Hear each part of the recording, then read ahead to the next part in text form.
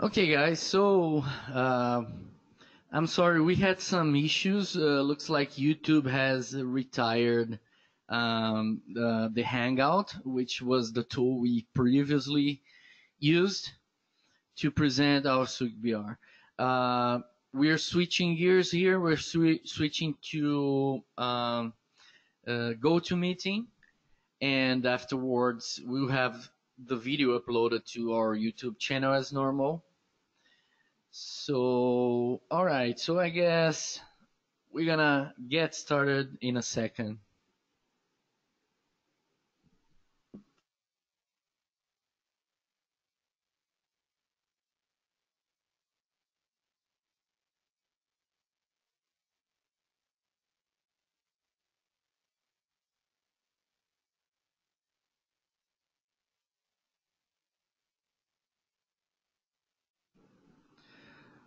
All right. So I guess we're good to go.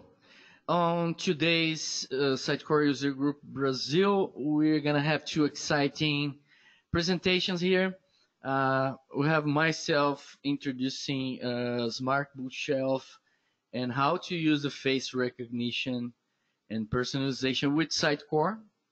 I have an exciting demo here. I hope the demo gods are good with us. I am starting my chronometer as well. All right, so let me get started. Here is the presentation. As you guys can see, has a look and feel from the SUGCON. This presentation was presented on SUGCON as well, and that's why it has this look and feel. I'm excited to announce that the evolution of this presentation will be presented in the next symposium in the day one by myself, with more technology, with more artificial intelligence and everything. Okay, thanks for all supporters. Um okay, so the Smart Bookshelf, what it is, it's a tool using face recognition to offer personalized book suggestions, book recommendations. This version of the presentation demonstrates how to use rules-based personalization, the one from Sitecore, and nothing fancy. Okay, so let me tell a small story. It is about a company called Books and Course. It is a fictional company. They are a very successful company, online speaking. They are going very well online, and their marketing team have successfully run several campaigns with Sitecore, including personalization, MV tests, email campaigns, marketing automation, etc. So what I mean is that they are very good in terms of online. Their Sitecore website is pretty good, and however, their physical stores are struggling a little bit. It's still not taking the same attention as their online. So they ask themselves, what can be done to increase the offline engagement?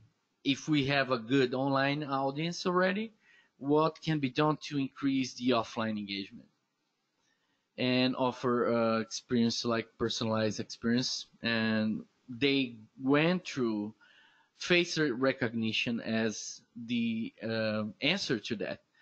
The company chose that because, hold on a second.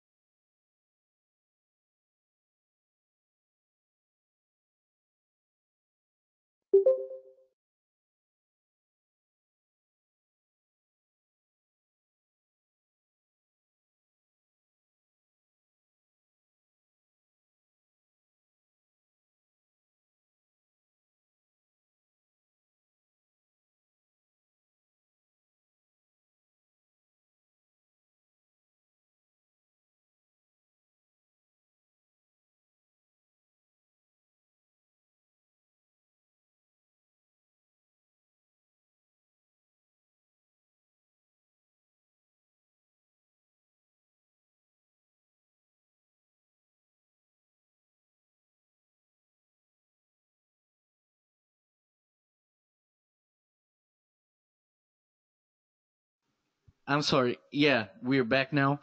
Sorry, guys. We had to stop a little bit, but we can continue now. I my apologize for that. Okay, so just a review about this slide. I was talking about the story of this company, Books and Course, and they are very successful online. Went very well. Their physical stores are still struggling, and then think about how to, use the online success to elevate the physical stores, and they choose face recognition as a tool for that. So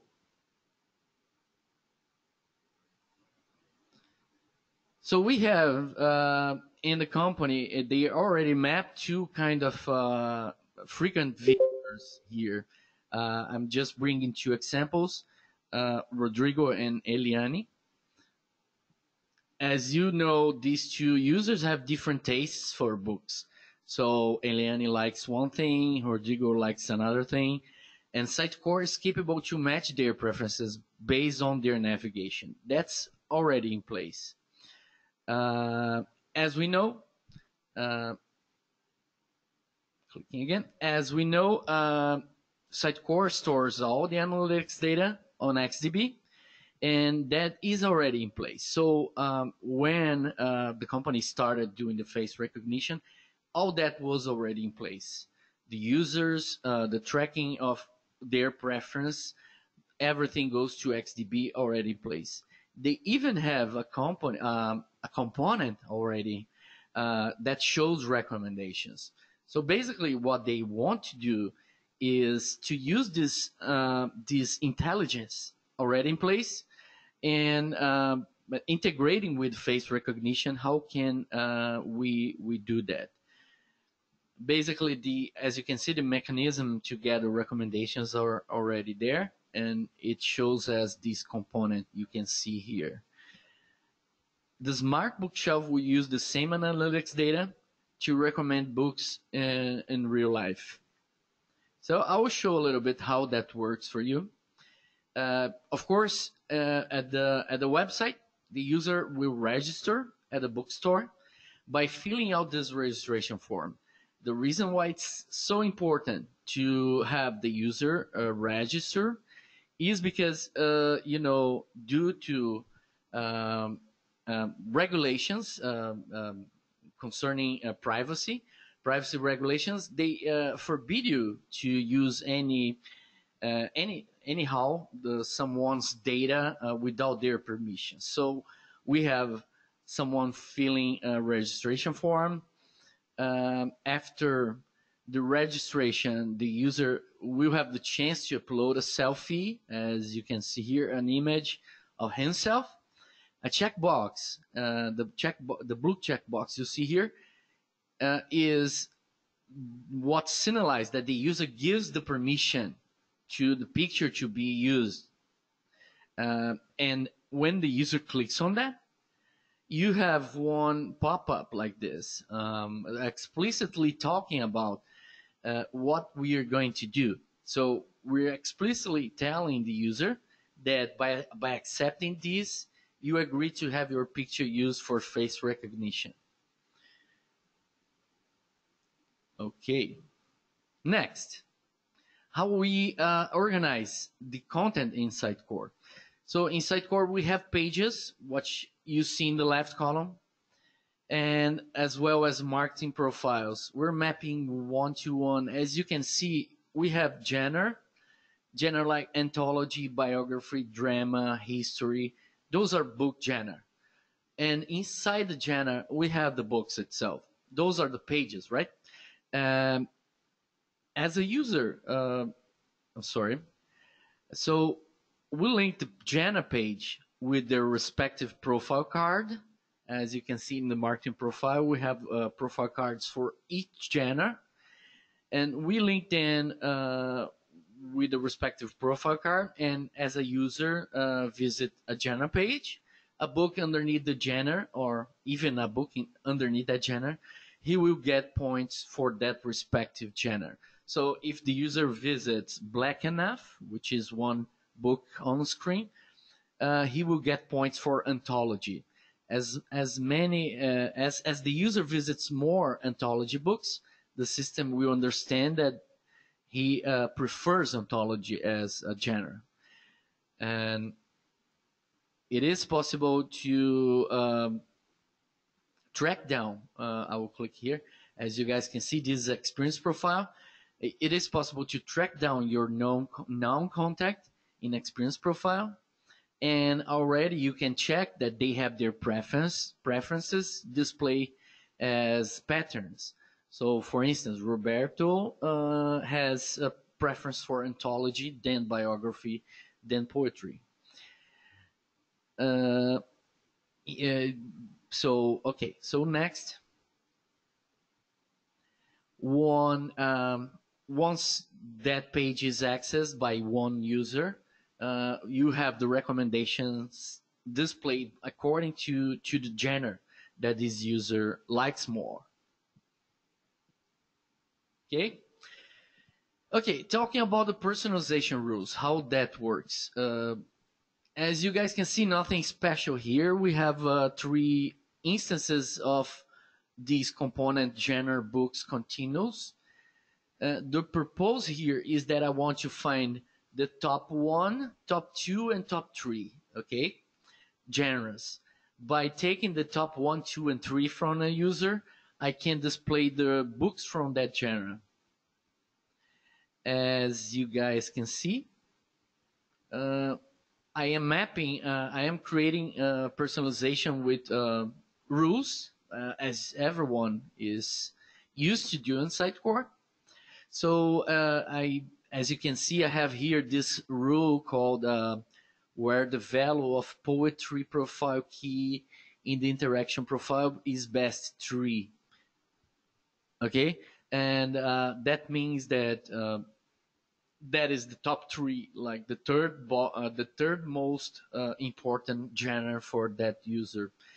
And I am just using that rule over and over for each of the genres. So accordingly to the personalization and the user logged in, Sitecore will show one or the other genre and list the books on it. Here I'm showing the rule being open and the custom condition that I created. So where the value of poetry profile key in the interaction is best 1, 2, or 3. You can select any best, like best 10, best 11, doesn't matter. All right. So next, I will talk a little bit about the smart bookshelf itself, the physical part, okay? Visually, it is not much different than a normal bookshelf, except that it has a screen and a webcam attached to make the magic happen. So books are arranged around their genre. So each division will have, books are organized by genre around the screen, and each division will have books from that genre, of course. As you can see, sci-fi, drama, fantasy, and there are LED strips that are, signalizing each of these genre. So the idea here is that not only we're seeing books on screen, but also we're seeing lights showing up what are the genres. All right. Next, you see a demonstration on screen on how a screen face recognition process works. So the system will stay in a loop, searching for a permitted face. If no faces are found, or if the user choice is not to be recognized, then it stays in the loop. And once a face is recognized, then the thing starts. After that, we're gonna send the image to a cloud API, which is responsible for understanding if that face belongs to someone we know. Okay, Here we have two differences. Okay, we have one face API at the cloud that I cannot simply start calling anytime I want, because it consumes data and time, and sometimes licenses will vary according to your usage. So first I need to check with a local API to see if that object on screen is actually a face. Once I know it's a face, I will send a picture to the cloud API, and if the user is a known user, it will give me a face ID. Okay, the face ID is kind of identifier to that face that can be used as a login, just like a login. So after that, once we know that the user is a user that gave permission and is a user that we can identify as someone we know, we are going to send his information, his face ID, and identify the user in our application, showing data for that user in two ways. In the browser, so I need to click here. So you can have the books on screen, and to a JSS call that we are calling JSS2, just to get the LED that must be lighten up. Okay, so in this example we have sci-fi, dystopia, and musical. So the information to the LED port that needs to be turned on comes from JS, while the books you see on screen comes from a browser, a normal browser. Cool. After that, I would like to give you this detection loop. Okay, is like a fluxogram showing how we do it's actually activity diagram, how we do the face detection. So I would like to call your attention to this first square here. It's the face detection loop. So first we will inquire a local API. As I usually previously mentioned, the local API is less expensive and can be called anytime I want, can be called every 100 milliseconds. So it really doesn't depend of something external. But the problem it is very weak in terms of it can only tell me it's a face, nothing else. And that's the first loop. So when we have we're drawing at that time we're drawing a yellow square around the face, and when the face stabilizes, we go to the second loop, which is calling the web API. When we call the web API, here is the more strong API, capable to know if that face belongs to a user and give me a face ID. Okay, when I get a face ID, then I can do whatever is to be done with those. I will get the face ID, I'll get the recommendations on screen in the Sitegrower browser. I will blink the corresponding LEDs with GSS. Then I will wait X minutes and the experience will begin. So basically that's the detection loop. Let me talk a little bit about the hardware. Okay, so the hardware itself of the bookshelf, we have a Raspberry Pi, which is a credit card size PC, very cheap and widely available. And to program, we are running Windows IoT Core, which is a special version of Windows 10, only for IoT and without a lot of things. To implement the application, we use Universal Windows Platform, which is UWP, most commonly called, written in C#, and that's basically will be my client calling the Sitecore side. Attached to it, to the Raspberry, I have a monitor and a camera. And very important, we need cable network to access Sitecore. Why we need, someone will ask, Raspberry Pi comes with Wi-Fi. Why we need cable network? Unfortunately, the current version of Windows IoT does not support communication throughout Wi-Fi, only cable. So yeah, that's a limitation of the tool for now. It's still in the beta version, so I guess they will improve that later. The Raspberry controls a relay module, which will be responsible to turn on and off each of the LED strips. And trust me, you need the relay module. I learned that the bad way by burning my first Raspberry Pi. Because the LED strips depends on 12 volts, and Raspberry can only handle 5 volts. That is enough to burn a Raspberry Pi. So we're controlling a relay that can control actually high voltage. Of course, I'm not using high voltage, but it is saving as a shield. It's protecting the Raspberry Pi from high voltage or higher voltage. Cool. All right, guys. So next, I would like to bring you this video. It is actually a video showing how the bookshelf works in a real life, and later after that we'll bring the demo. Okay, so hold on a second.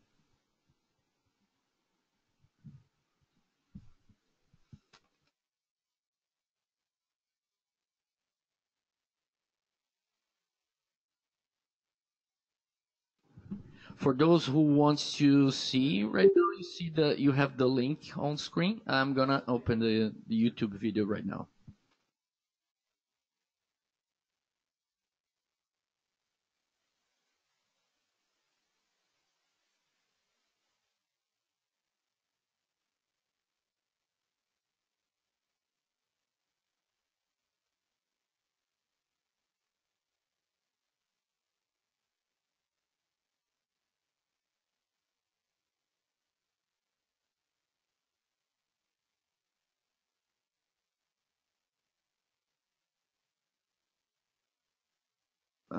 Please, Diego, you're monitoring the call. Tell me if the video, the audio from the YouTube video will make through the call, okay?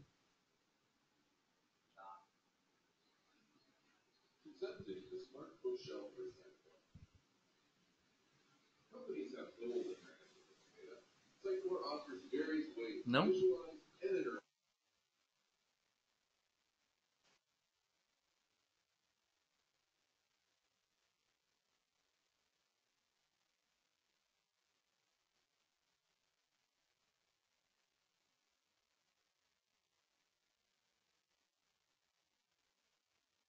Scanning occurs until a known face is detected. Once found, the person is identified within Sitecore. The smart bookshelf will display.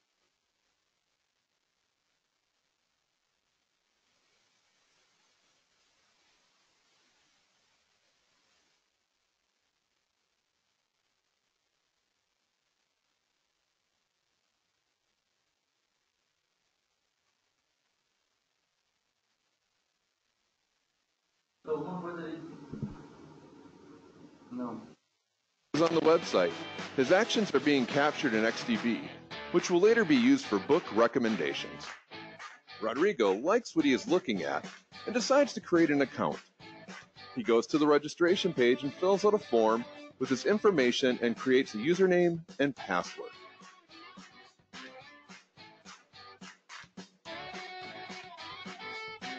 After completing the registration, Sitecore now recognizes Rodrigo as a known contact.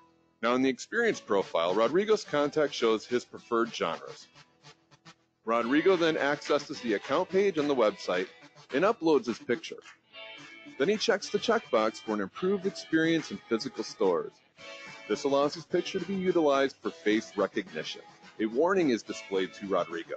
We are making sure Rodrigo consciously complies for the use of his picture with face recognition. A week later, as Rodrigo is walking home from lunch, he sees a physical bookstore from the website he visited. He decides to stop in.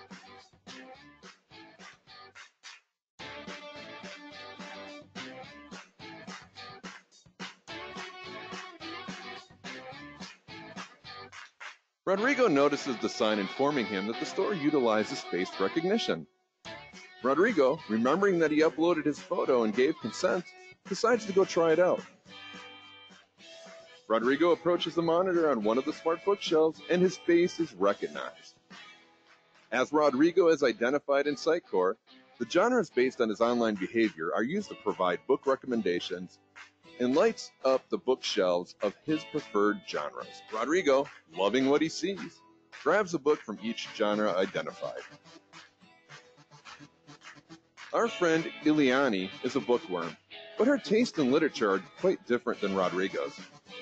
When she is recognized, her individual preferences are displayed on the screen and her favorite genre bookshelves are lit. Ileani gets a book from her favorite genre, drama. This is Roberto. Maybe because of Roberto's preference for dystopias, Roberto is not a fan about giving away his personal information. Roberto notices he can log into the website using facial recognition. Let's just say Roberto doesn't like the idea and has no problem outwardly expressing his feelings. Roberto goes to his account and clears the checkbox for using his picture for face recognition. When Roberto tries to use face recognition at the physical bookstore, he is not recognized and is ignored. Thanks for watching. Amo si te corre sempre. All right, guys. Thank you. Let me stop this. All right. Thank you for your attention. So here is the link for the video. The same link for those who fail to see during this streaming. I'm sorry. But the link will be in the description of the YouTube video you're seeing right now. Okay? Cool. All right. So now I guess it is time for the very expected and very scary demo. I will stop to share my screen and we will start to share my webcam. Just a second.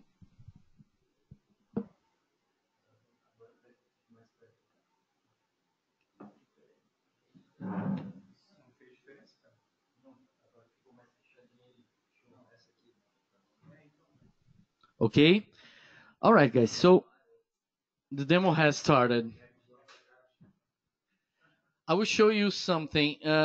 Well, here what you see on my webcam is the portable version of the smart bookshelf. Once I cannot go and get inside a plane with a real bookshelf and books will be too heavy, I have created this. And this is just, representations of the genres, like I told you before. And what it has is the camera we spoke about, and it will start to track for a face. As it finds my face, I will cover Diego. As it finds my face, stabilize. It will go and bring my genre, my preferred genre. So I like anthology, biography, and horror. Yes, I need to pick a book. So let me pretend I'm picking a book. Okay, and like I said, the detection loop is over. It shows the book for a while, and then it starts it over. For instance, Roberto, which you guys saw in the YouTube video, like I demonstrated, he was not allowing face recognition. So he is in the database, but the system is not showing anything because he marked the checkbox to not be recognized. But if I go to the Sitecore site, and let me just bring it here, and I will log in as Roberto. I'm switching back to my screen sharing. Okay, so I'm logging as Roberto.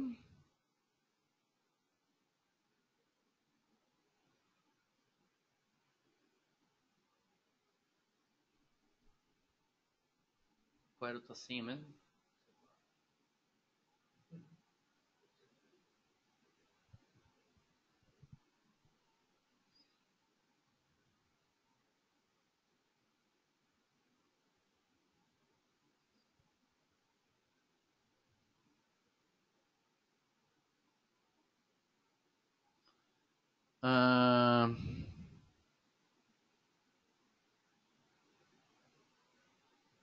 I forgot your password. It's B. For the records. So now I will go to Roberto's account. As you guys can see, he has his face here, but I will give permission to use the picture and we'll save.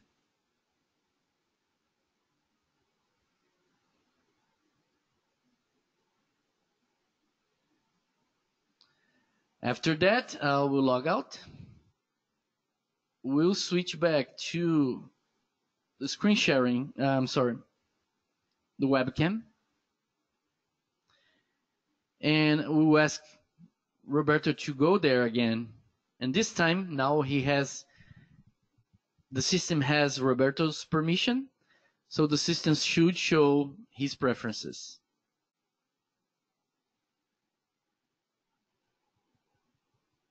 There you go. Nice. That's the demo. I guess that's good enough. Nothing bad happened so far. So I will stop being bold, and actually I don't have any other use case to show. I wish I could have arrived in the place earlier so I could scan some of your guys' faces and you guys could participate in the demo, but not today. I'm sorry. Right. Okay. So I'm stopping my webcam and starting back my screen sharing.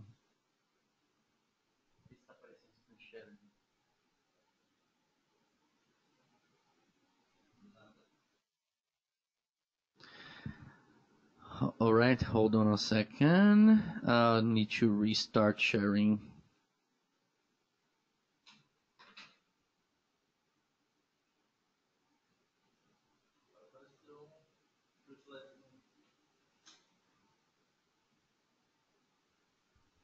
What about, okay, cool. We're back to the presentation. All right, and the demo went fine. I'm happy everybody survived. Future, what we can think about this tool and future, how we can evolve this technology. Right, so better bookshelf. How can we improve the bookshelf? Let me find my notes. Hold on a second. So,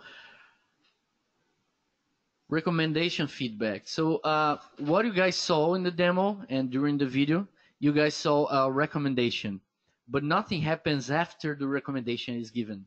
So, how can we improve that? We could record the user's reaction to your recommendation and use that as a feedback to retrofeed the system and filter recommendations that the user dislikes and insist with recommendations that the user shows interest. Okay, heat maps. Let me bring it. Heat maps. So site heat maps can be done in a real life. So if you have a physical store and using this technology with several bookshelves, smart bookshelves on around the store, you can potentially see what areas of your store is not being well accessed and what parts are, popular. So you can optimize your space. Maybe if you have one place that nobody goes, you must take, actions to you can take actions like moving a shelf to another place, or easing people to get in. Uh, what we call heat maps. Okay, improve the interaction.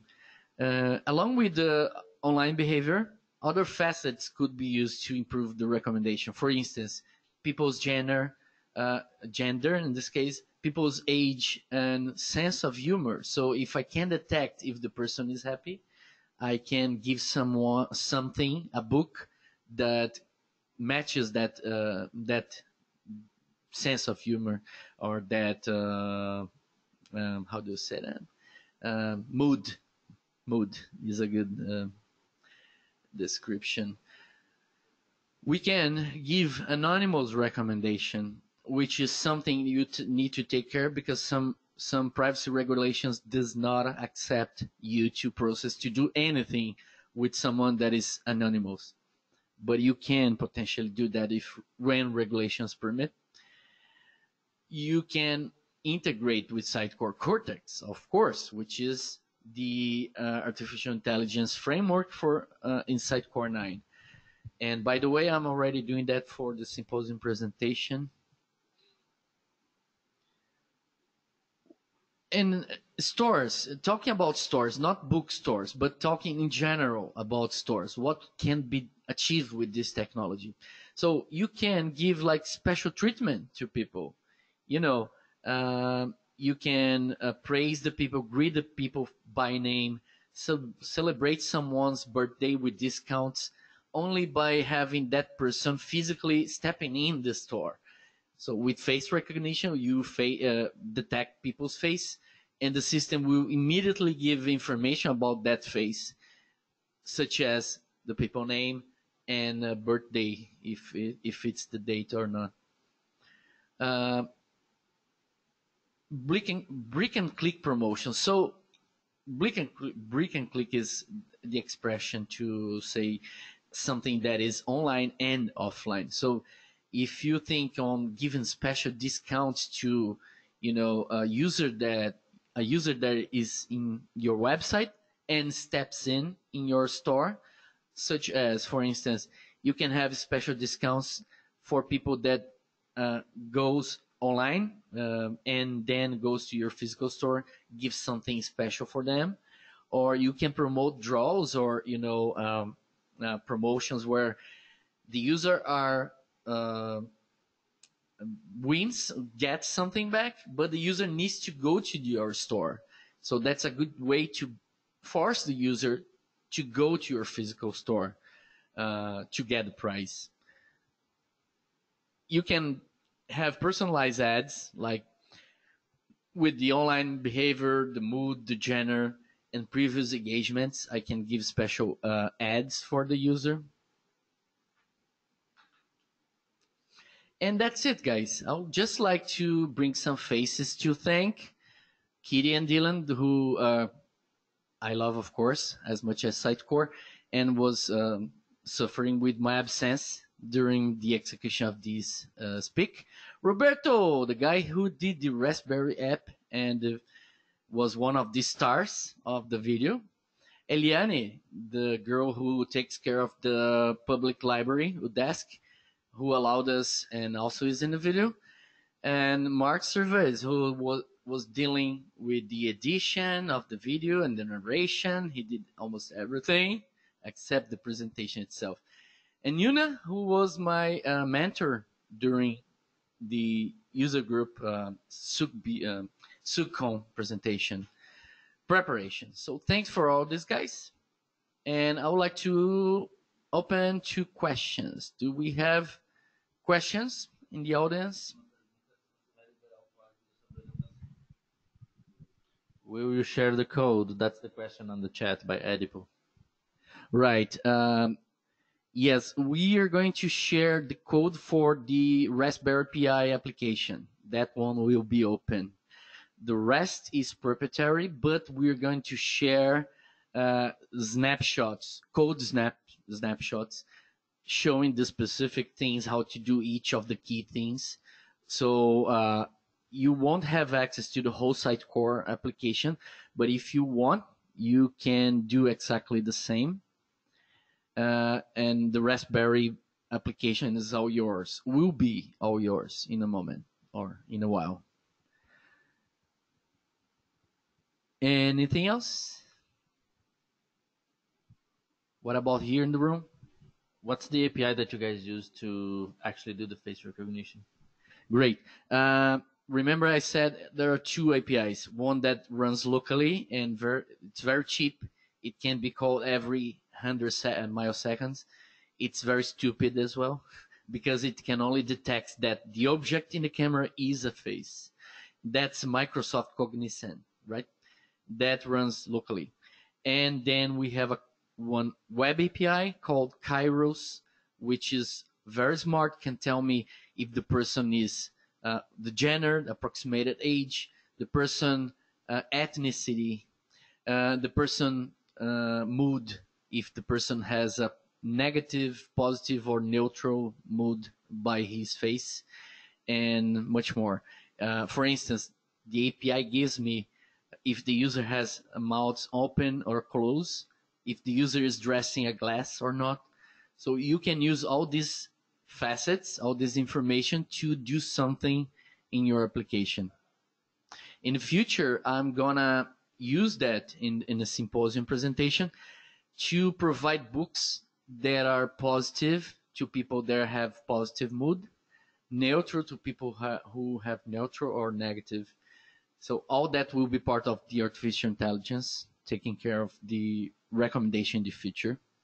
For now, we are only using personalization.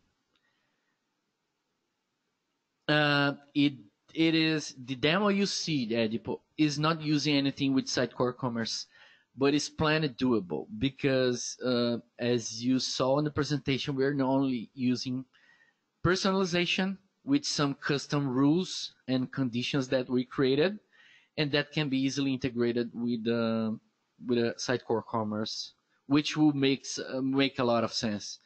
But this website you see, the one that we implemented, is just a normal Sitecore application, not something like it is not Sitecore Commerce.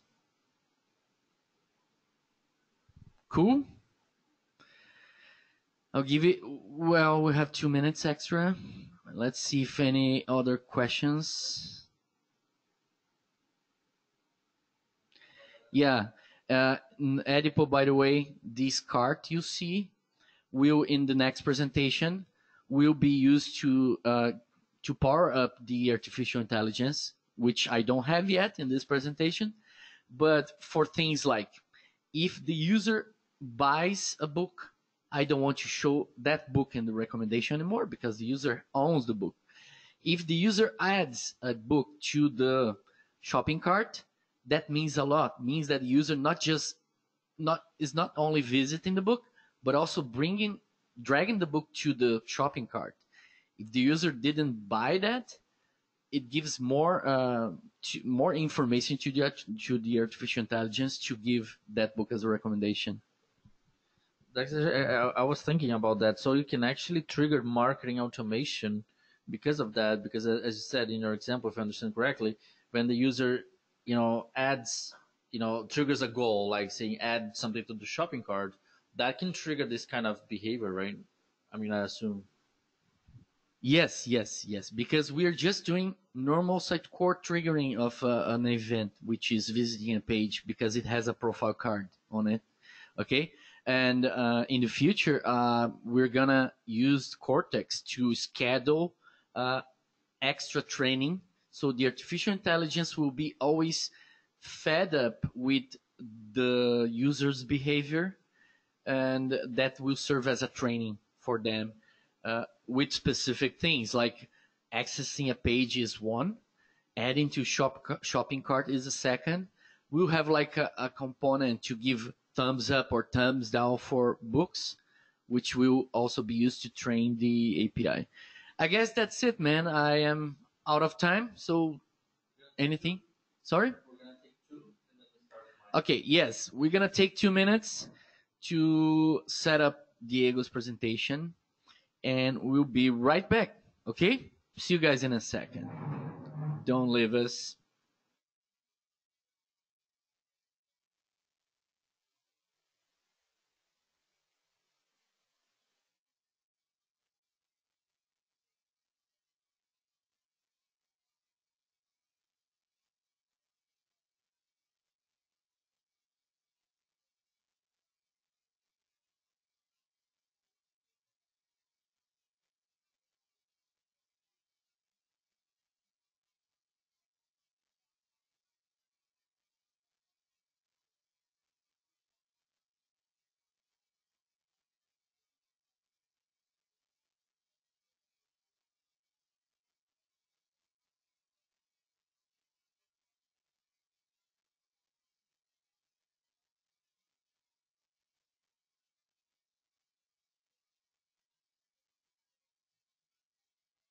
Edipo has a great comment here. You can also use touch screen on the book library to the user, so the user can interact with the recommendations, which is great idea. Also, we are doing some experiments in-house at Niche Tech, trying to see if we can use a sensor to see if the user is actually manipulating the objects, not with a touch screen, but with sensors in a, that will react as the user touches each product in the display. Okay, I will start. I will start trying to share Diego's desktop. Hold on a second.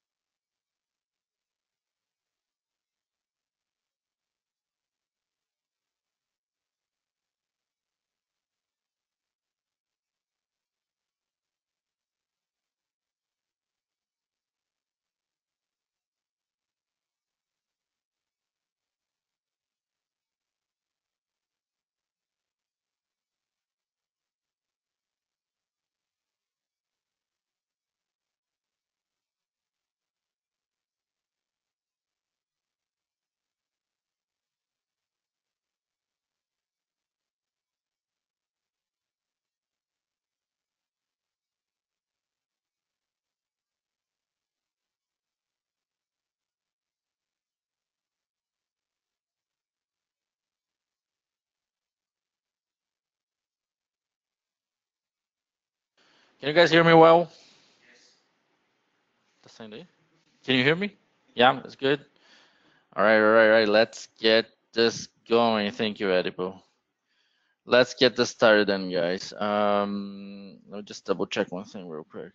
Yeah, I don't need Spotify right now.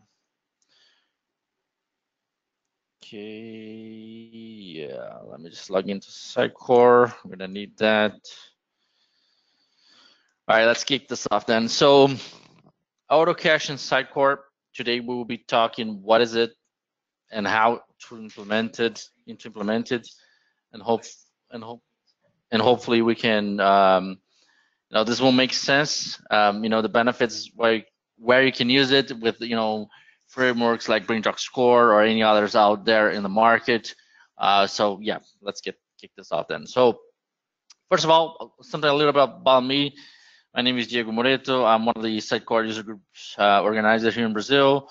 That is my Twitter account, and also I am a senior Sitecore team lead at BrainJox. And for the last 3 years, I've been nominated with the Sitecore Technology MVP Award. So yeah, enough about introductions. So why AutoCache?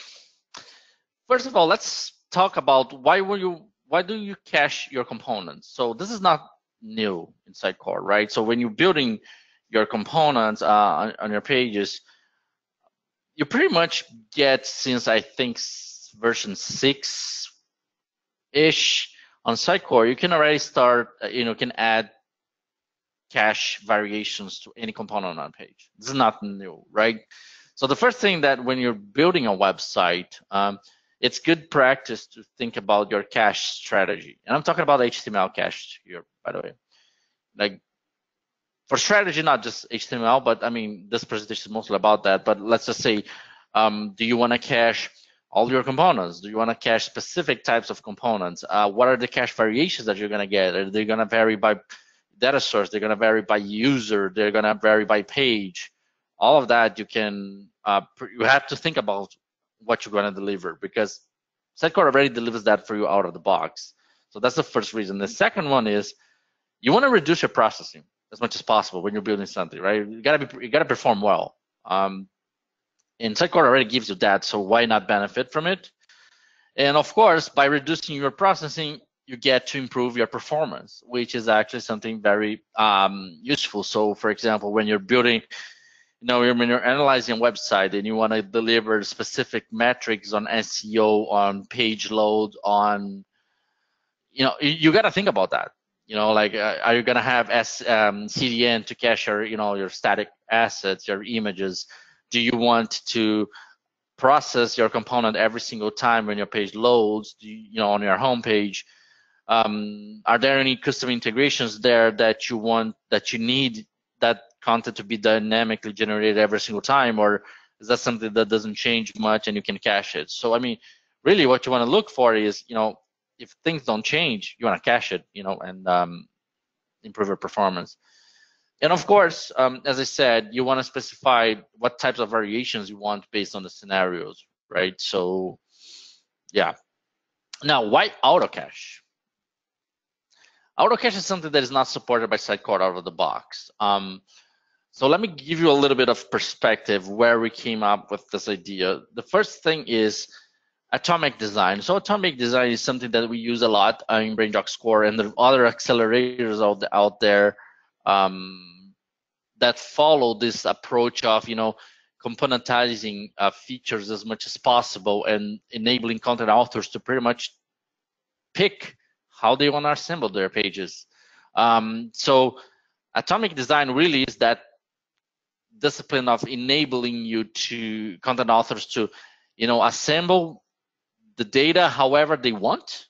Even the data may not change, but maybe the presentation may change. So you want to give them that granularity of saying, this breadcrumb or this image or this button here is going to work like I'm going to put it on this section of the page, but on the other I want to put on the other section of the page, completely different, and you want to maybe even have them look differently, but it's still the same data. So atomic design really enables you to do that. And I guess here is probably the biggest reason why you want to auto cache.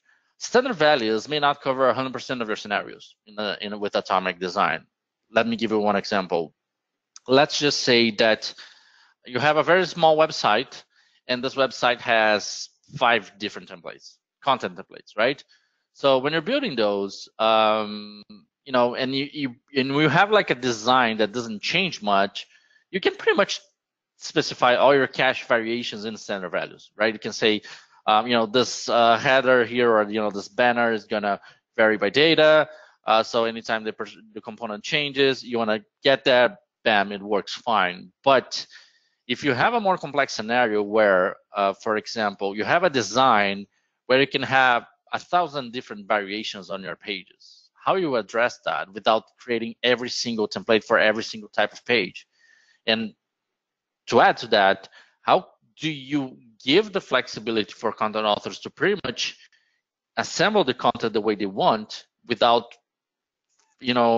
creating a rigid structure that they have to use a specific template to follow that design, right? So we've seen scenarios like this where customers of ours, they wanted as much flexibility as possible for the content authors. They didn't want any sets of pre-built templates. Of course, we had some, but those would not cover all of their design variations. So we had to think of how we would deliver that to them. Like how can we deliver that they fulfill. They can build all the pages that they need based on the design, but they can still need to benefit from it, right? So, and here's another interesting caveat for that. Content authors, in my personal opinion, they should not be picking cache strategies on their website. I mean, normal content authors, their skill set is really driven towards building content, is really driven towards assembling content, but selecting what's the type of cache that a component's going to have or a page is going to have really it creates complexity for them that normally is not their type of skill sets. So normally to dictate that, we pull in a developer and they're going to create a page based on that. So just to reiterate that, content authors shouldn't be making decisions whether we should be caching by data or by page. Another thing is, let's just say that there's a scenario where you also want to have different cache strategies per tenant.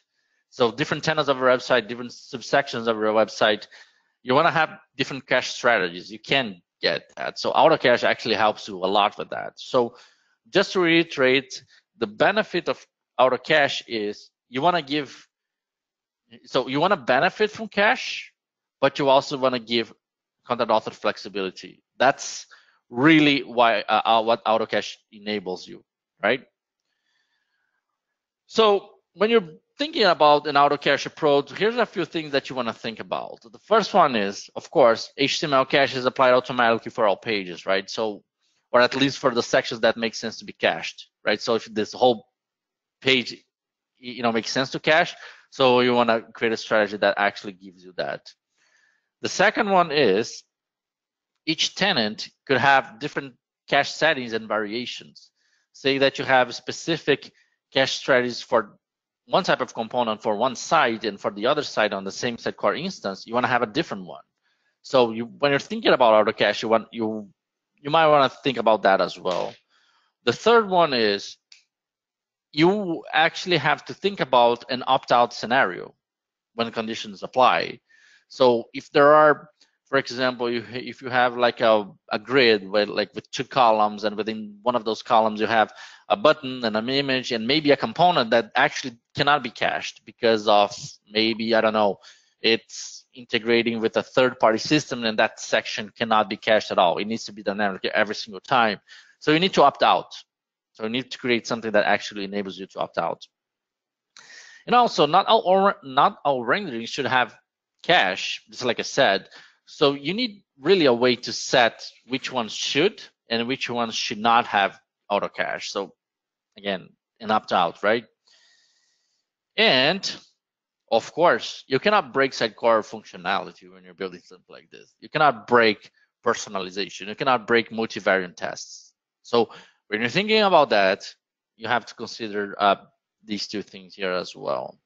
So what I will be showing you guys in the next few slides is an idea, an implementation is not the implementation. There's multiple ways where one can achieve that. It really comes down to how deep you want to go with this, right? So if you want to have donut cache or just an opt-out, or really, I guess the point of this presentation is to show if you face a scenario like this, here's one way or the way you can do it. It works. It's been tested and works perfectly. Now, of course, if you want to enhance it, it's up to you. So, but before we actually get to that, let's talk and cover a little bit about this rendering, this pipeline, which is actually very key for what you're doing. So the MVC rendering pipeline is actually a pipeline that gets executed every single time when the rendering is rendered. So if you have 10 renderings on your page, it will execute this pipeline 10 times. So for each component, for each rendering on your page, that this pipeline gets executed. Now, what that tells you is also is if you're enhancing it, you got to be careful, because any change that you make to this pipeline cannot slow Sitecore down at all. So it needs to be very precise changes. You want to make sure that you're not creating unnecessary slowness or anything like that. So even maybe adding logging can be a problem. I've seen that, like when you have like a very big load of data coming to a website and you're just adding logs and logs, every single time, it can flood your logs and it can create hardware problems. Actually can. So we tested that. So just so we kind of get a sense on how sensitive this pipeline is in that sense. So the first one, that there are three processors that I want to cover here before we actually get to the implementation. The first one is the set cacheability processor. What does this processor do? And I will show you. I have it decompiled here. It's going to be set cacheability.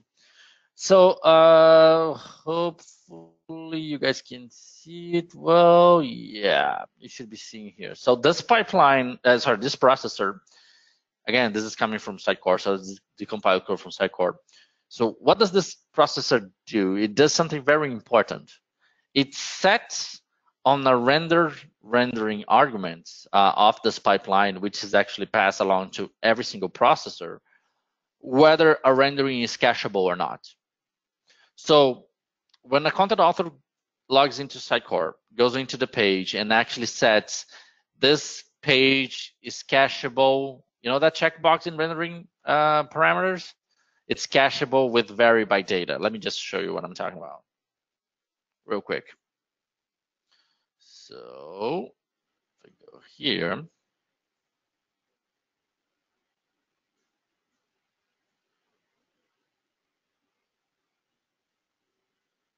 while Sitecore is loading here, let me go back here. So when you're setting the vary by data and in cacheable, really, this is what this process is going to set. Whether it is cacheable or not, then this is cacheable really is the execution of these two methods down here. So of course, there are its conditions, but really if you want to hook into that pipeline, here's something that you need to watch out for. You want to set your renderings to cacheable. The second rendering, actually I'm not going to show that because that's going to take too much time. So the second rendering is generate cache key. Also, out of the box Sitecore, what does this render this processor does? Again, this is just to level set and just to recap a few things. This will generate a cache key, which is a string, with the variation of the rendering. So for example, as I said, a banner that has vary by data set on it, here, this processor, when it's executing, will generate a cache key based on that variation. So if you guys look here in the vary by data, it's actually going to append that part based on that variation. So it's going to do that for every single variation. So when you're executing a pipeline, there's a processor called render for cache, which we're going to see in a second, which actually is going to check whether there is something with that cache key. And if there is, that means that rendering has already been cached. So this is something that you also want to need to think about, because we'll see in a second why this is important. And by the way, if you don't think about that, you will find yourself in a scenario where you can have, say, two column equal with, I don't know, one has a banner within it and the other one has like two instances of the same rendering, right? The other one has like a button. If you don't have cache variations, cache keys, what will happen is Sitecore will rendering the first, and when it's executing the second, if you don't have a variation, it's gonna just show the one that is already been cached. So it's a way for you to have multiple renderings in the same page, but they can vary. So you're not repeating, you're not creating a bug in Sitecore really. So that's what this processor does. And last but not least, another one very important is render from cache. Render for cache is here. This processor, as I said, is this is where it's gonna either execute or it's gonna render from cache, right? So the conditions here in this case is if there's a cache key, right? Or if it's already being rendered. So here, this render method, if you guys look here, it's gonna have check whether something in the HTML cache it's already been executed once, so it's gonna cache it. If there is, it renders that HTML by executing this. So it's gonna write the HTML from the cache instead of actually executing the rendering itself. So that's how Sidecar caches your HTML under the hood. Okay, that was just to level set. Now let's talk about the actual implementation. First of all, what you need here, this is a custom config, by the way. You want to have a few things I want to point out here. The first one is you want to have tenant multi-tenancy. So you can see here that we have actually two different sites. One is tenant 1, tenant 2. Each of those, you want to have sections where you can include or exclude your renderings. So here, for example, here are all the lists, like the list of renderings that you want to include in your cache, and the ones that you want to exclude. And the same for tenant 2. So you can support multi-tenancy really easily by doing this.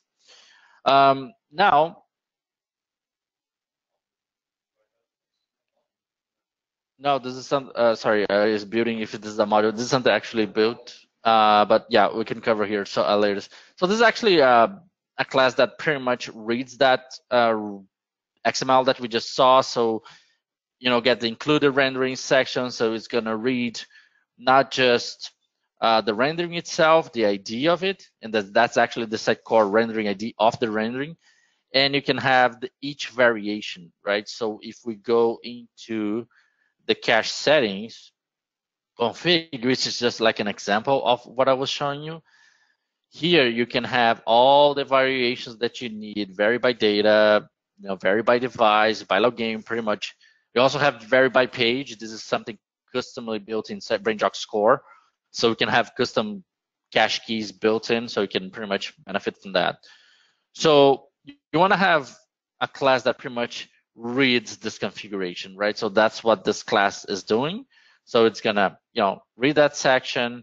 You're gonna have the one that actually the exclude section, pretty much the same, right? The second part to this is let's implement opt-in and opt-out. So to implement opt-in and opt-out, you need to remember when I showed you set cacheability processor, where you set arguments.cacheable equals true.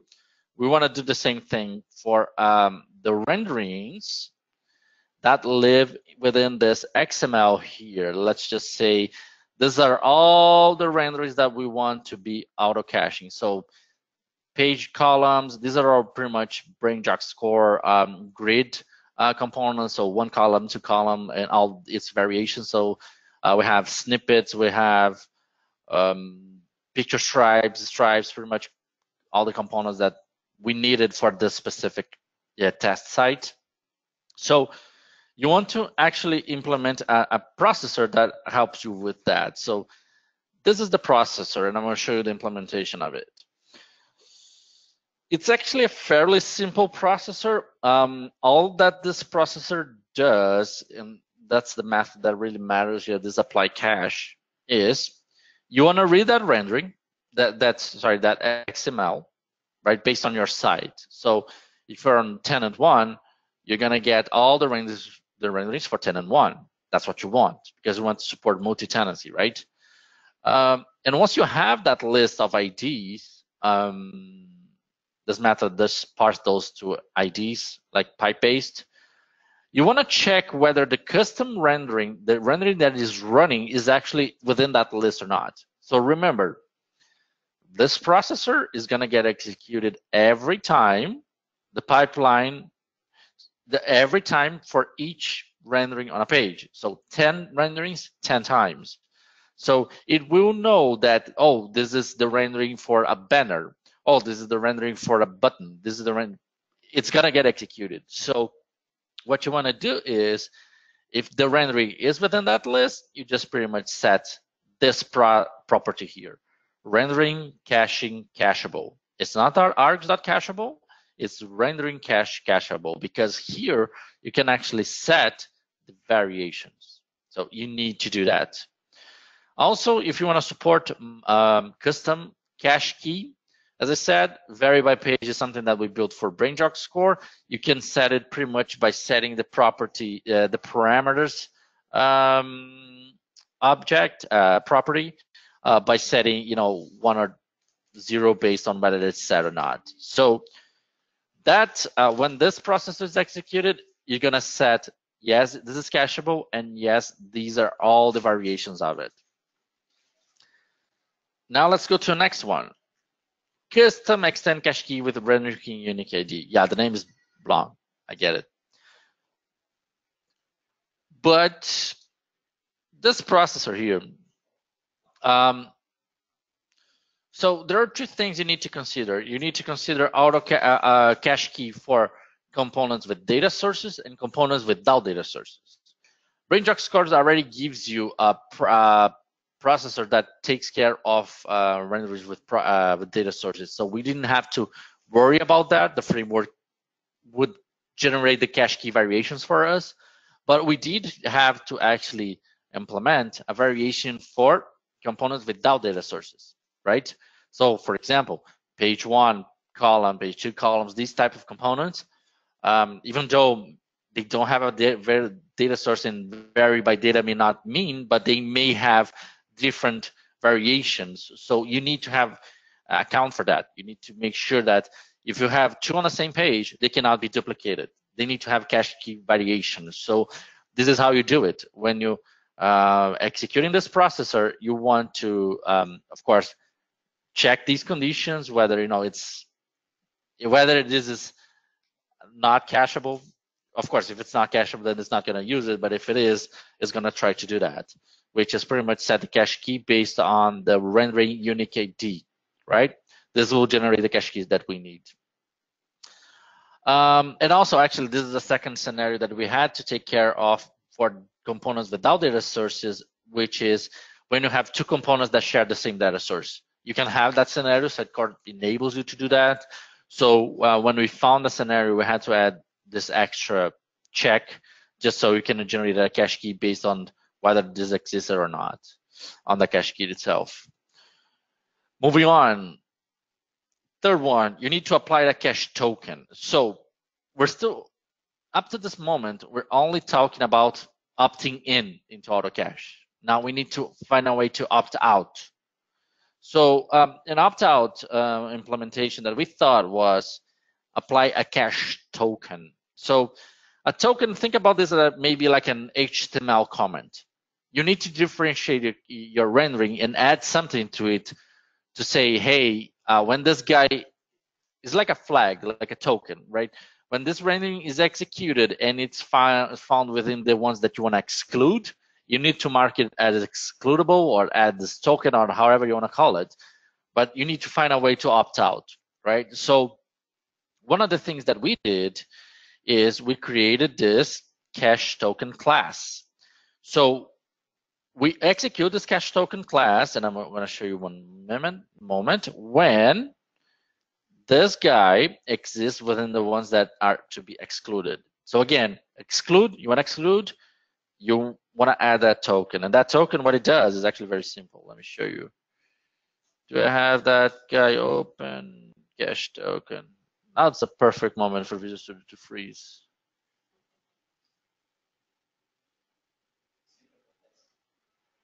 Well, that's Visual Studio 2017. Well, isn't that nice? So while we wait, let's look at this code here on line 52. So line 52, we're doing 3 things at once. The first one is we're checking whether the idea of the current rendering is part of the ones that get to be excluded, right? Let me just see if I can go to, okay, I'll get back to that in a moment. So this cache token, look at what it's doing.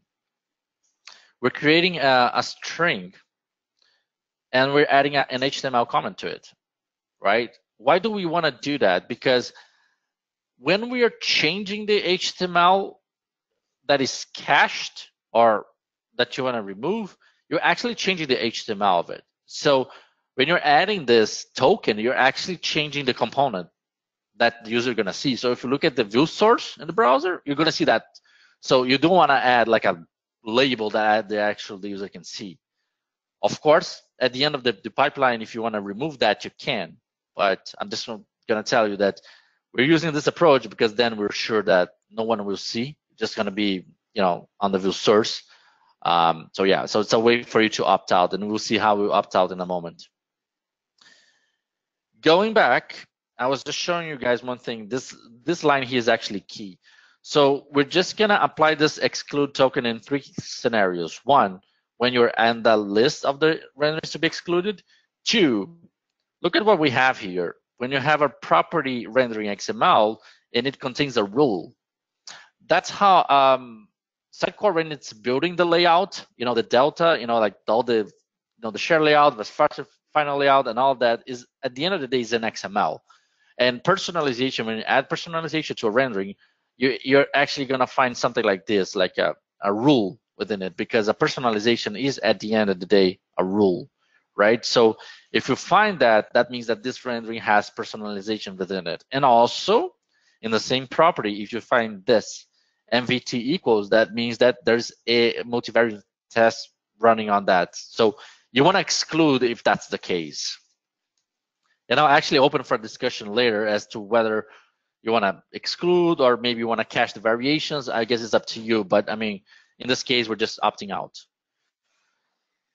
And finally, render from cache. So what we're going to do in this case, we're going to replace Sitecore's processor. So all of those, the 3 processors that I just showed you, you're going to patch into the MVC rendering pipeline. You're going to add to that. But this one is you're going to patch instead.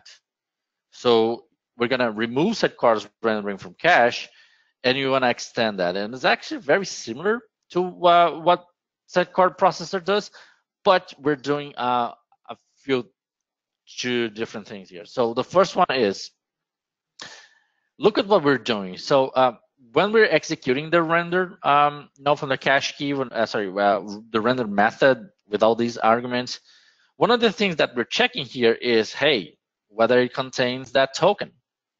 If it contains that token, what we're doing, we're just returning false. Returning false in this processor means we're telling Sitecore execute it. If we don't return that to false, what we're going to do is we're going to write from the actual cache. So we're writing, this is where we're writing the actual what the user is going to see. So you either execute or you opt out. So this is how you opt out essentially. I mean, it's a very simple thing to do. Yeah. So, all right, it's demo time. Let's see if all of this works. And by the way, if you're wondering whether you have the source code of that or not, at the end of the presentation, there's a link with a blog post that I wrote about it. And this code that you guys are seeing here, pretty much it's all there. So the first thing, let me see if my session is still up. Yes, it is. Let me show you guys one thing, just to show that I'm.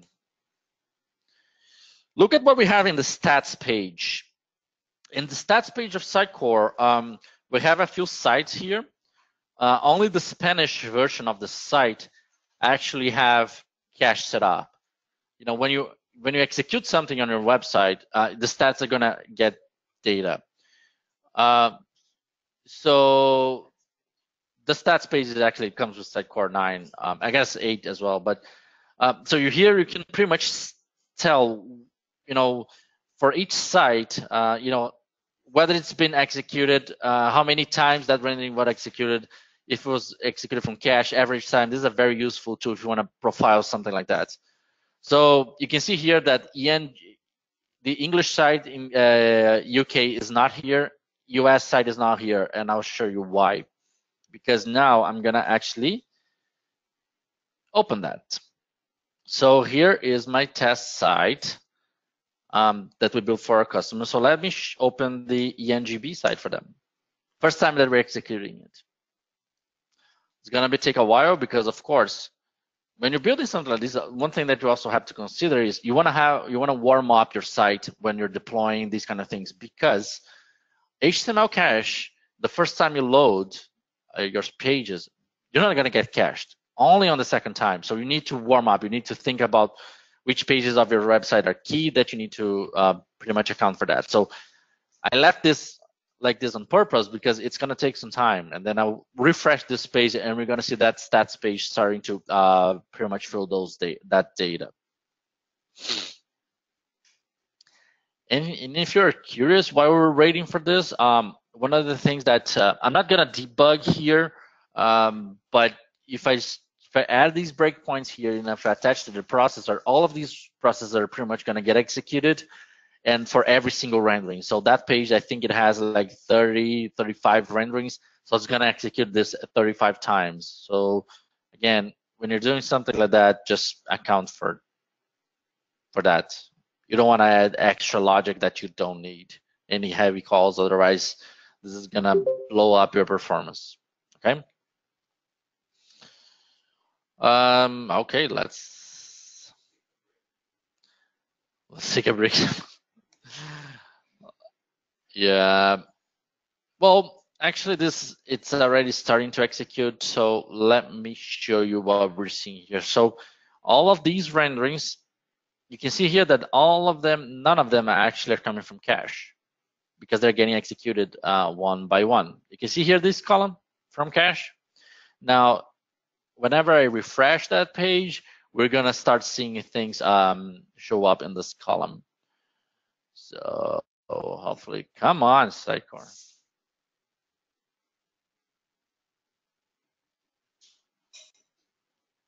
Let me. All right, it's gonna finally finish. Yeah, this is a little bit laggy, but anyways. So one of the things, while we wait, let me show you one more thing here.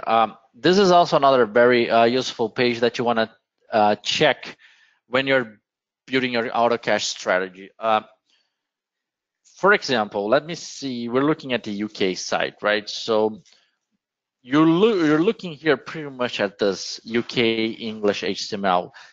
These numbers here that we're seeing are actually going to go up and up as, you know, whenever someone is accessing a new page and the caching is being, filled with data, these numbers are going to keep going up and up until either we set a limit or until it reaches a hard red limit. So by default, Sidecar comes with 50 megabytes per site worth of HTML cache, right? So that means if you have 5 tenants, you get 250 megabytes out of the box. But 50 megabytes is not a lot. Like if you have a website with multiple pages with a lot of heavy, traffic, one of the things that you want to do when you're, in your loads, when you're performing load tests, is you want to check how much, like when you have like a realistic load traffic test, you want to test how much those numbers are going to go up, because they can go up really fast. Like we saw 300 megabytes, 400 megabytes per site, and we had 6 sites. So it can use a lot of memory, right? So that's something that you need to account for. Finally, this page is open. Let me just refresh it and go back to the stats page. And if I refresh this, hopefully, here we go. Look at what we have here. We have now things getting added to the cache. And again, I'm not gonna go into Experience Editor and show that all those renderings in the specific page, they don't have cache cinema on them. This is pretty much all the auto cache engine working under the hood and pretty much tagging whether it's cacheable or not and its variations. So this is why we're starting to see numbers going, showing up here. And maybe someone in the call is wondering, why are you not getting all of them from cache? Is because we have examples of in 3 column equal, or here 2 column, all of them renderings that actually need to be excluded. So the exclude from cache is actually kicking in here, is actually causing some of them not to show from cache. So this is actually explains this number. And if I go back to this page and I just refresh it real quick and show the cache, okay, the numbers went up a little bit. I think they did. Sorry, I did not mark what the numbers that they were, but anyways, yeah, they did, right? Okay, so now here's a few things you need to consider when you're building something like this. First of all, as I said, hardware usage, right? So depending on the size of your site and depending on the load that you can get, if you don't set a limit, you're gonna get a lot of memory usage. And I mean, think about like a 16 or 32 gig memory server. Those numbers can go up really fast. You know, and on a public website, you don't want to get, you know, denying servers on your own website because you're limiting the hardware. So that's why load tests are so important in this case, because you want to see how much realistic hardware you actually need. And also, as I said, you have to actually tell what is the cache usage versus the cache size limit. So by default, as I said, it comes with 50 megabytes out of the box in the site configuration. If those numbers go up more than 50, what happens? Sitecore will clear some of the the items in the cache and add new ones. So you reach a cache cap that you need to account for when you're building. That's why load tests are so important in this case, because then you can actually see how much of memory you need when you're configuring. So you need to account for that. Also, what's the size of the database cache that you want to set? Because I mean, if you limit on your web database X number of megabytes, then you're not going to benefit a lot from it as well. And as I said, just to reiterate, you want to think about this on a tenant level, because this enables you to pretty much vary, or maybe account for the most important websites. So for example, we had hot sites in one of our customers that they weren't really important, just a few people were accessing it. So auto cache for that site may not make much sense other than their homepage.com, their public facing website, that one that had a lot of traffic, their commerce, a lot of stuff. So it was more important in that case. And just to reiterate, you want to determine your memory cap when you're doing all of this work. Another thing is really important is there's a setting in Sitecore called caching.disable cache size limits. This is actually, you'll find this in the Sitecore scaling guide, where you want to either enable or disable it. If you enable it, if you set this one to true, so you're disabling limit. So this is why you're gonna see here that it has 8 gigs worth of memory. So it's gonna use all the hardware that it can get, right? So it can get pretty hungry, and we're not setting a limit for this. Now, if you don't want to do that, if you want to set a limit, all you have to do is pretty much set that this guy here, caching.disable cache size limit, to false. And then the configuration that is going to drive the cache behavior is pretty much what you set on your site definition. So when you're defining it, it's going to read that config. One other thing, just so you guys know, BrainDrop Core also actually has a built-in auto cache that supports donut caching. This cache strategy that I showed you guys here, this is more than like an opt-out. This is not donut, but it's actually not far from getting to donut cache. Donut cache, what the difference would be is, for example, opt-out is you have one column, or sorry, say a 2 column, with a banner and with a button on them, right? So if you opt out, it's gonna opt out the whole 2 column, right? But you can actually get an implemented donut cache, which is actually a step ahead of it, which is you just want to opt out just that rendering instead of the whole section that is getting rendered. I mean, For the sake of what we did here, this was more than enough. But if you want to take a step further, what I'm showing you guys here is actually not that far. You have to change a couple of processors. It can actually get that done. And BrainDrox actually has that in supports after version 3.04. And as I promised, here's the link with the implementation details. All of this code, source code, pretty much is there. It's not in GitHub, but if you follow this, you pretty much can implement it. All right, I'm done talking here. Are there any questions? That's pretty much what I wanted to show you.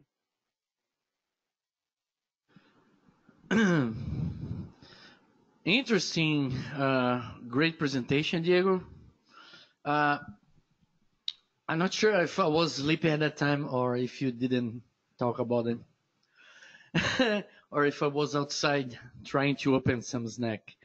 But is this part of Sitecore 9, or is this some customization, or is this a module? What is this? This is custom code that we build. Sitecore does not support auto cache at all. Out of the box, I mean. Are you going to provide that, the source code? I mean, as I said, it's in the blog if you want to implement something about it, but we cannot share the code, the full code, and pretty much it. But I mean, if you follow that, you can implement yourself. Yeah, that's what we did. Hey, Vinicius here. So you mentioned about hardware problems. Hi. Hardware problems. Memory could be very hungry, right? So is that some sort of recommendation to not use in when you think about PaaS implementations? I don't think so. I don't honestly. I don't see that in that sense. I think it's pretty much around your cache strategy, whether it's IaaS or PaaS. You want to limit, or you want to know how much of your website is going to consume. Of course, if that's why load tests are so important, right? That's why you want to have a lower environment where it can actually pretty much trigger traffic that emulates production traffic as closely as possible in the peaks, because then you start getting your metrics to know, okay, I need 1 gig worth of memory, I need 2 gigs, I need 5 gigs, based on your load, right? I mean, because the load is gonna drive your site. You're not gonna provide unlimited memory, but you know how many users visit your website, so you can pretty much through analytics, run those load tests and say, okay, I need this amount of hardware to actually run that. And I guess that doesn't vary in PaaS or IaaS. I mean, of course, if you need IaaS, you need to think about how many your VM has. If you need to create, more powerful VMs, but with PaaS, this is easier, right? You can upscale easier than with IaaS, but that's about it. Anyone else? Anyone on the line? I remember when you showed the configuration. Looks like that is something you can set up by site, right? Yep. So you can go to the site, your site definitions, and of course apply even rule-based patching for multiple, the new things for Sitecore 9. Yep. But if you can show the configuration. Here. So here, for example, this is it's not there. Okay, there you go. So here you are defining that for your site master, those are the idea of each rendering, right? These are the actual keywords of the rendering in Sitecore. So if I look into any of those in Sitecore, I will actually go to the rendering definition. Yeah. Sorry, because natively Sitecore can only have one cache definition per rendering. Right. Here you're doing like the same rendering, having different cache settings for different sites, right? Yes, that's exactly right. I mean, if you set on the rendering definition, then you're not supporting multi-tenancy at all. So and that's a problem, because think about this. Then you're doing not an auto cache. You're forcing the cache on the rendering definition, so it cannot vary. only by the variations that you said. For example, if it's vary by data, then every single instance of that rendering will vary by data, no No matter matter the what. website you are. Exactly. So that's this gives you power to say, okay, for site master you want this, but the other side I want a completely different strategy. That's why you want to do something like this. And here you are adding by ID, right? And then you have Yep. the same vary by IDs that you have in the UI, correct? Exactly. These are all of site cores out of the box, vary by data, vary by device, etc., except vary by page. Vary by page is something that it was built in BrainJox Core, where it's very similar to vary by data, but instead of varying by the component, it varies by the page. So if you're on a different page, it creates a new New cache cache. key. So we already supported it in this implementation, but aside from that, it's pretty much out of the box. And is so the only way to refer to your render is by ID, correct? I think in this case it made more sense because I mean we're on the processors when we're executing, we're looking based on the ID of it, so we're using that, right? So for example, if you look at the, we're actually checking when the, for example, this is the set cacheable processor.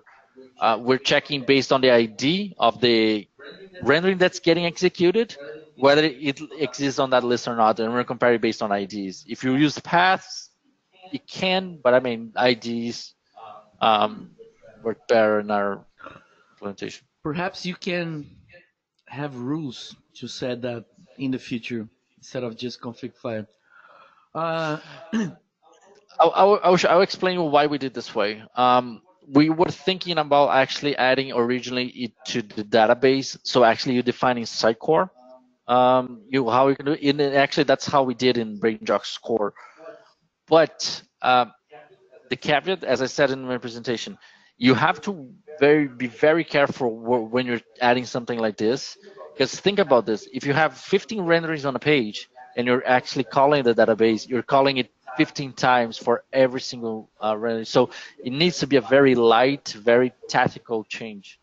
And at this moment, we thought, well, reading from a config is going to be less expensive, but it's been done like that, accessing the database, but that's been done in BrainDrux Core. But yeah, I would like to actually.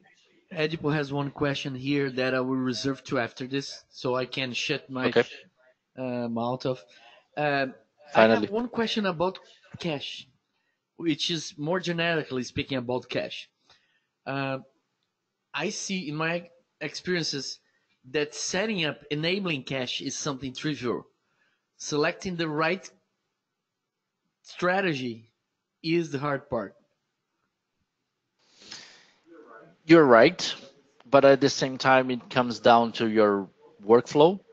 And workflow, I mean, not the core workflow, like the flow of the project, who is working, and what's the skill set. So, an auto cache implementation like this, we fix a very big problem, which is we had a design that was supposed to support more than 1,000 different pages, and we cannot have templates for every single of them. We cannot rely on standard values at all. So, and also on the other hand, we had content authors that their skill set was not focused on technical. Really, their skill set is creating content, is delivering content, right? So, but you're asking your content authors to dictate, oh, this is cache vary by data. You're actually, most of them don't have like the expertise or the knowledge to understand what does that impact in the system, and they shouldn't be doing that. That's more like a developer type of deal. So this is why it's a gap in any framework that has follows atomic design, SXA, BrainDoc Core, any of those that actually that you want to empower your content authors, but you also want to benefit from Sidecar out of the box cache features. So this is why auto cache we implemented like this, because then our content authors didn't have to worry about any of this. They just knew that they're gonna build their pages. They know how to build their pages, and it would work. It would perform well. They wouldn't have to worry about any of that part, which really, again, they shouldn't. This is more like a technical thing, and that needs to be addressed by a technical guy person. Great, great. Good thing. So that's a good idea. Actually, setting up cache is not something your content editor would do. It's more a developer task, right? Which by definition will be the person who knows if that component gets data from an external API, then Yep. it cannot be cached at all, or define the strategy. Yeah.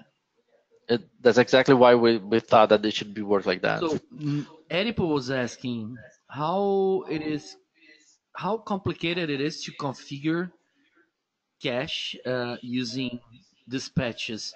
I mean, I guess you can tell us about the challenges you find by having this, or the Well, the first advantage.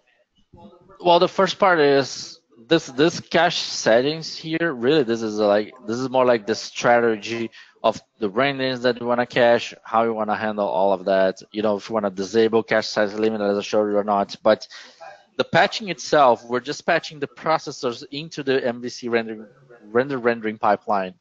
So the challenge there is you need to understand. Just a moment. Thank you. Um, you need to understand when are you patching them, in which moment, in which part of the pipeline, because it has, like, I don't know, 10 processors. So you need to understand exactly at which processor you want to patch in. So set cacheability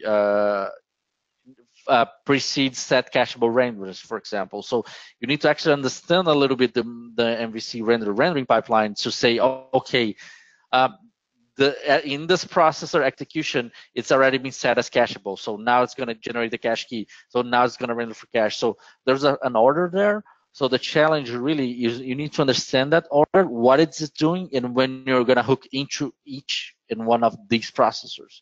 But really, that's a matter of you open your show config, seeing, getting that pipeline, getting the processors decompiling, see, oh, it's doing this. Okay, I need to, as I said, I need to patch to hook into that pipeline to add it to be cacheable and its variations. So when I did that, when I implemented this, we needed to know, say, okay, when are we going to execute it? Of course, it needs to be before you generate a cache key and before you render from cache, because you're setting the cache. So it's in the beginning of the pipeline. So you have to understand the pipeline to know exactly when to patch it. But I guess you have to learn it. Does that Yes, answer the yeah, question? I guess so. Edipo is also commenting that you need to have a huge strategy to configure auto cache, or you can put your server down. Actually, cache is there to help you save resources, not the opposite. In what situations a cache, a wrongly set up cache, will damage your server, your resources? That's actually a very good question, because you said it right. Cache is supposed to save you resources, like to, but not add more. But when you're adding auto cache, you don't have control. You don't have that level of control in terms of will it use 100 megabytes or 200 megabytes. Actually, you can set that control, but then you're setting the limit to how much you want to cache. So again, this is why this comes down to cache strategy. You have to think about it. You have to test that implementation and say, okay, if I run a load test that, my peak users in my production, in the week is Monday 3 p.m. and that is like 200, or I don't know, 1,000 users at the same time. So you need to account for that, because if that's your peak, maybe you want to add like a buffer of 50% more and say that this consumes you 200 megabytes. Maybe you want to save 300 megabytes worth of memory, because when you set inside core the cache, the HTML cache size, you're actually already allocating that memory. So you're saying if you have 5 sites, which is our case here, so 300 megabytes, that's 1 gig and a half of memory usage of that server that you're allocating for those sites to add Sidecar to add the cache. So of course, if it goes more than that, Sidecar will start to clear after it hits the cap of 300 megabytes per site. Now, to your question, Rodrigo, when can that bring down? I would say bring down the server is if you don't have a good strategy, if you don't load your test site, if you don't load test your site, and you don't know well what are the caps or where you're gonna draw the limit, if you're gonna let it run, without any limit, you find yourself in a situation where all the memory can be used. But again, it's part of the strategy. You have to think about this when you're implementing something like this. You cannot just leave it, until you find yourself with the website down because you didn't limit that. So you have to think All about right. it. So I guess if you get one ticket in your board telling, please enable cache in the website, what would you respond? Well, I would say first of all, this needs to be thinking when you're implementing, right? Yeah, I don't think you need to in a live site. If you want to add this, you can, but I mean, this is more like I would say when you're building, you need to think about that because that's a very, as I said, this is a big feature. This messes with a very sensitive pipeline inside core. So again, you need to have someone senior thinking about how you're going to do it and where you're going to change it. To give you one example, if I change this line of code here, this is log.debug. So that means that only when we're running on debug mode, it's going to add a log. But if I change this to log.info, this is going to flood Sitecore's logs. Absolutely, because this is going to run every single time every single render is executed. So again, 1,000 pages, everyone with 10 renderings. So that's 10,000 times this will get executed every single time. So you can see your logs going up and up and up, and that's going to consume a lot of your memory just because you didn't think about, oh, I'm doing something wrong here. But of course, you just want to debug if you really want to. But I just added this, for the sake of if you need to debug something. But this is to give you one example as when you're changing, you need to account for these kind of things. That's why you need to implement and test it really well because, I mean, otherwise you find yourself into this situation. Okay, so there's not a chance to have one ticket telling to turn on in the whole website, right? Well, this is already live in my website and running really well. All So right, I understand. I'm happy with it. Thinking about that during the implementation, but suppose you have one website that has zero cache and they want like a rescue mission to enable cache. How would you approach that? Would you turn on everywhere and disable where necessary, or would you pick like cherry pick something? I don't think this is a right answer to that. I think it really comes down to a lot of aspects of it. One is, are they, how much harder do they have? How much are they willing to invest in something like this? Because this costs time. You need to implement, you need to test. So I mean, do they have budget for that? Do they want something like this? Do they have an actual need? Are there, how many content authors do they have? How many pages are they building? Are they just maintaining their website, or are they creating like a new design or rebrand of the website that is actually so? I guess all of these actually add to this variable. If I had, we implemented this because we saw the need for our clients where they had the design was had so many variations and they had so many aspects of it that if we didn't have it, uh, the website would not go up. It would not go live at all because it's again we cannot rely on standard values. So we had to come up with something like this to deliver a solution like this. And again, I see the benefit of it for many other websites that they don't have cache because either the vendor that implemented they put someone that doesn't know much about Sitecore, they don't know the benefits of Sitecore cache. There are websites in Sitecore out there that don't benefit from Sitecore cache at all. I've seen that. So that to me shows me that the people that build they don't know very well what they're doing or how they're building. So that seniority, in thinking about this, the impact that it has, the metrics for the website, to respond faster, how much it's going to consume, all comes down to that, right? So I don't think there's a right answer. I think there are multiple aspects that actually vary there. So All right, yeah, good stuff, Diego. Wise words here. Anything else?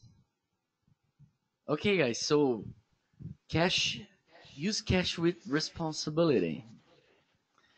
I guess that means we don't have anything else. We're done. I guess we're gonna finish our Sitecore user group of August 2019. And next events in the community, we have SUCON in uh, Australia, the other side, the other side of the world, and in November, the Sitecore Symposium and MVP Summit. See you guys there. Thank you very much. Good night. All right. Thank you.